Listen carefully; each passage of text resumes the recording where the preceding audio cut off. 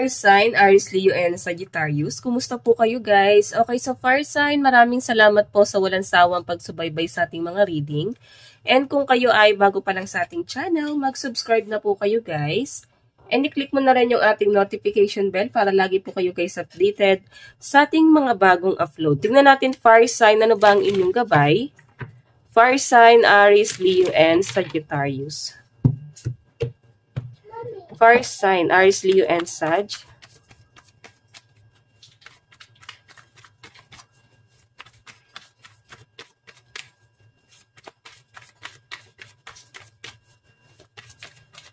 Okay, so fire sign, meron tayong 3 of Pentacles. Meron tayong 2 of Pentacles.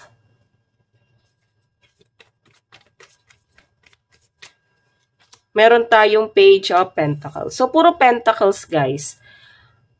Okay, so alam nyo guys, sa pinapakita sa akin dito, ayan, Pentacles pa rin. Sa pinapakita sa akin, guys, ngayon, mapifeel mo na parang kailangan mo magtipid. Kasi nandito yung 2 of Pentacles. Ito, guys, kasi pag lumabas, kailangan magtipid, mag-budget, lalo na kung hindi mo pa nakukuha yung quota. Okay? And kailangan mo rin ng mga taong pwedeng tumulong sa inyo pagdating sa inyong gastusin. Okay? Queen of Pentacles yung energy mo, guys. Malakas ang pakiramdam mo na magiging maganda at magiging magaan ang daloy ng pera sa inyo, guys. And sa pinapakita sa akin, guys, yes, gagaan talaga yung daloy ng pera sa inyo, guys. Kasi ikaw yung tipo ng tao na para bang balik ka ulit sa reality. Okay, may nagpa-realize sa inyo guys na, ay, masyadong napaka-immatured kung magpo-focus ako sa bagay na yon. Masyadong parang mawawalan ka ng, parang hindi ka swerte dun sa lugar na yon or dun sa bagay na pinagkalibangan mo. Pwedeng may transformation na nangyayari dito guys. Kasi kung makikita nyo guys, bumalik ka dun sa pananaw mo na, ayan, okay? Or bumabalik ka dun sa pananaw mo or gusto mong bumalik doon sa dating ikaw bago mo na experience na ito yung buhay mo ngayon or sa changes kasi, 'di ba? 'Di ba para nagkakaroon ng changes sa buhay mo, fire sign. Dati ikaw naman talaga ay focus sa iyong kaperahan. Yun nga lang guys, dahil merong isang distraction dito guys, nalihis ka ng landas. And ngayon, na nagkakaroon ka ng mga disappointment, yung iba sa inyo guys, nag-overthink, makaka-feel ka ng kalungkutan, fire sign. Parang sinasabi sa akin na kung ibabalik sa nakaraan, itatama eh. Okay? So, I think yung iba sa inyo, fire sign. Okay, so titignan natin guys. Umaalis ka dun sa isang tao na, alam nyo guys, ang nakikita ko dito. Meron kang isang tao na iniisip. Actually, wala na naka-recover ka na sa kanya. Wala na yung love. Ngayon guys, ang nakikita ko dito, maaaring na-trigger ka. Okay, na-trigger ka sa ginawa niya. Pwedeng dahil sa kanya, na-feel mo na parang siya yung sumira ng mga bagay na meron ka. Kaibigan, reputasyon, dangal. So, yun yung mga possible na iniisip ng ibang fire sign sa inyo na etong tao na to ang may dahilan kung bakit nawala sa inyo. Yung mga bagay na, iniisip-isip nyo. So, tignan natin guys, ano ba tong 3 of Pentacles? Ito pala gagamitin natin guys. Kunin ko lang. Okay, so tignan pa natin guys. Ano po itong 3 of Pentacles? First side. 3 of Pentacles. Fire sign, Aries, Leo, and Sagittarius. Okay. So, guys, nakikita ko dito, ayan no, parang may relocation or maaring may nagplanong bumili ng bahay, pwedeng nagre-rent lang, pwedeng naglipat ng bahay, something like that. Patungkol guys sa bahay, no? May nakikita ko guys sa parang hindi naging wise, pero sa nakikita ko dahil napasubo na, itutuloy-tuloy na guys. Parang nandito na eh. Okay? Parang mahirap nang umatras. Kasi, nakikita ko rito guys, ayan.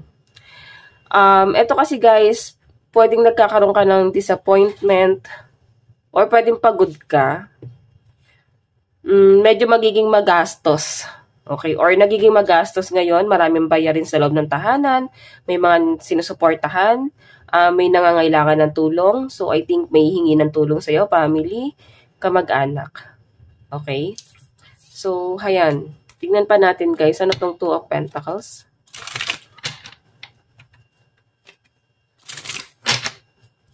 Two of Pentacles. So guys, meron tayong King of Flower. Okay. And Nine of Flower, Three of Spade. I think yung iba sa inyo, parang meron kang parang nabubuong galit dun sa isang tao. So, para bang natitrigger ka, parang matagal na siya guys eh. Matagal na to at napatawad mo na, wala na. Pero guys, may nanunumbalik na galit.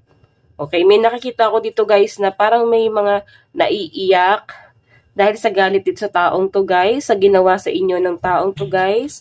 Maari kasing na-feel mo, fire sign, na siya yung sumira ng mga bagay-bagay sa'yo. Okay?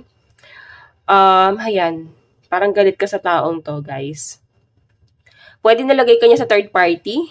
Para may pagkababaero, lalakero, ganun yung na-feel kong energy. Dahil sa ginawa niya na yan, guys, maraming tao ang naapektuhan. Isa ka na doon. Tignan natin, guys, yung Page of Pentacles. Page of Pentacles. Meron po tayong Two of Spade.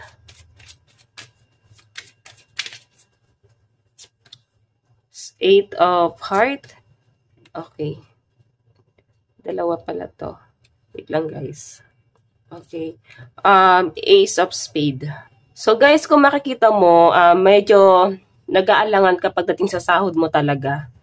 Okay, kagaya nga nasabi ko kanina guys, makakaraos ka rin. Sa ngayon kasi guys, kung may mga event, kasi may mga nakita akong celebration dito guys, maaaring may magkakaroon ng conflict or delay doon sa pupuntahan mong celebration. So mag-iingat ka na lang guys. Pwedeng birthday, party, Christmas party. So, hayan, maaaring may mangyayari or magaganap dyan sa event na yan. Okay? Miingat ka lang talaga, guys. Page of Pentacles din kasi to eh. So, kailangan siguro may baon ka talagang extra money. Ayan. So, tignan natin, guys. Fire sign. Okay. Overall energy.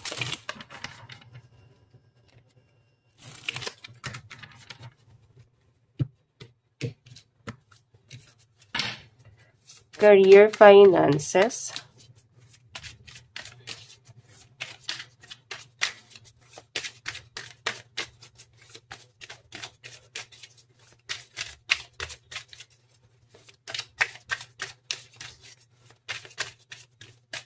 So guys, meron tayong Ace of Wands.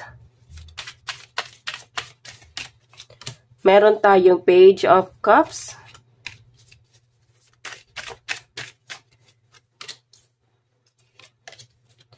Okay, so sa pinapakita sa akin guys, ngayon maaring parang pahinga ka talaga muna ngayon. Lalo na weekend, no? So dahil weekend guys, I think meron kang lalakarin, may pupuntahan ka, may mga asikasuhin, Queen of Pentacles, ayan, mapapagastos ka daw ngayon. Siguro bibili ka ng mga gamit, kasi malapit na yung Christmas, or pwedeng, yun nga, kagaya ng sabi ko kanina, pwedeng may pupuntahan kang party, kasi may lakad dito guys eh. May nakikita rin akong mga sound system, so baka party nga siya guys. Christmas party, ganon. May nakikita rin ako dito guys na para bang makaka-feel ka daw ng katamaran, so pag-iisipan mo daw kung gusto mong pumunta or magstay na lang sa bahay, or ipapahinga mo na lang. I think ang nagpipigil sa inyo fire sign is yung puyat, pagod. Okay, so tingnan pa natin guys, pagdating sa yung love life. Fire sign, Aries, Leo, and Sagittarius. So guys, meron tayong King of Swords. Six of Pentacles. The Sun. Seven of Cups. So guys, nakikita ko itong taong to guys, naguluhan siya. Okay, naguluhan siya guys pagdating sa kanyang relationship, no? And I think na agrabyado ka talaga ng taong to, guys. Maaari kasing dalawa kayong inalayan niya, guys, ng love. Kung makikita niyo 7 of Cups, naging isa ka sa mga option na tong taong to, guys. Pero parang hindi pinanindigan. The Sun, sa nakikita ko, parang blessing pa nga daw, guys, na nakahalis ka dun sa taong to eh. Kasi, kung nagtuloy-tuloy yan, guys, I think nasaktan ka talaga niya ng tuluyan. Or pwede nasaktan ka na niya ngayon. Pwedeng mas malala pa. May gulo ako nakikita pagdating sa relationship mo sa taong to, guys. Gulo talaga ang naidudulot niya sa iba. Kasi nga, guys, sarili lang niya yung iniisip niya eh. Ayan, no? Dami niyang option. So, medyo selfish talaga tong taong to, guys. Sa pinapakita sa akin. Tignan natin, fire sign. Ano ba ang inyong love situation? Meron tayong receptive. Be ready to receive what fate has planned for you. So, ihanda mo yung sarili mo, fire sign, kasi may mas magandang plano sa inyo sa universe, lalo na pagdating sa yung relationship. So, your soul is preparing to reconnect trust in the process. Di ba kakasabi ko lang? I-ready mo yung sarili mo kasi may mas magandang plano sa universe. Okay.